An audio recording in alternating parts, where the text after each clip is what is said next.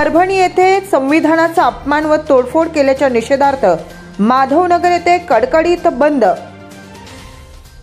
आज सोमवार दिनांक 16 डिसेंबर रोजी माधवनगर शहरातील सर्व सामाजिक, राजकीय, विविध समाजसेवी संघटना तसेच फुले शाहू आंबेडकर अण्णाभाऊ विचारधारेच्या सर्व कार्यकर्ते, पदाधिकारी व संपूर्ण ग्रामस्थ व्यापारी वर्गाच्या सहकार्याने 100% माधवनगर बंद यशस्वी पार पडलाय। यावेळी परभणी येथे संविधानाचा अपमान व तोडफोड केल्याच्या निषेधार्थ माधवनगर येथे सर्व पक्षाच्या व संघटनांच्या वतीने एक दिवस माधवनगर बंद ठेवण्यात आले।